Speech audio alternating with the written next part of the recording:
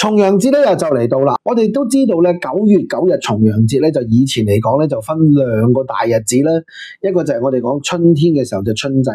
秋天嘅秋祭就喺重陽裏邊。咁所以中國人成日都話春秋二祭就好緊要。不過好得意喎，香港又好啦，國內又好啦，馬來西亞又好啦，甚至乎而家我有啲客人嚟自越南都好啦，華僑咧好得意嘅。我自己屋企咧就春秋二祭咧都會做拜祭。不過咧，我又問過好多客人，或者問過好多嘅粉絲，個鄉下或者我哋嗰個叫家族興咧，就係拜春祭咧就唔拜秋祭，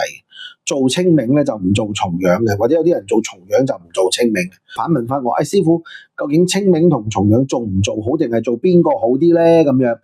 咁當然啦，好習慣就係因為清明就行先嘅，因為春天啊嘛，咁所以好多人都習慣咗行正清嘅。就冇行重陽嘅，但係如果大家都知道師傅係全真道啦，咁我哋祖師就係重陽祖師啦，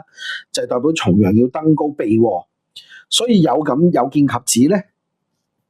慢慢嘅變化咧，就係講春秋二祭都好重要啦。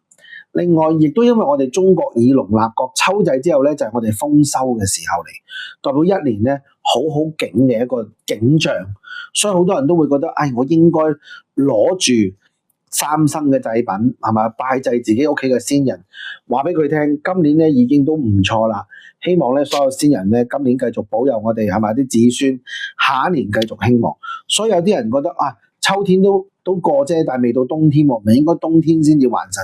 其實唔係啊，大概秋祭嘅時候、重陽嘅時候，啲人已經都大概知道今年係咪豐收啫？有冇好嘅收成？大概你望到自己嘅莊稼都知，所以好多人都會即刻就感恩下啲祖先係咪？拜一拜祖先，話俾你聽，喂，啲後人都過得好啦，有飯食啦，有飯開啦。所以如果你問師傅咧，春秋二祭都係好緊要。另外就係感謝祖先嘅加被，孝道係要實行嘅，血親係要拜祭，血親即係同你有血緣關係嘅先輩們，佢哋多多少少都會保佑你。記住，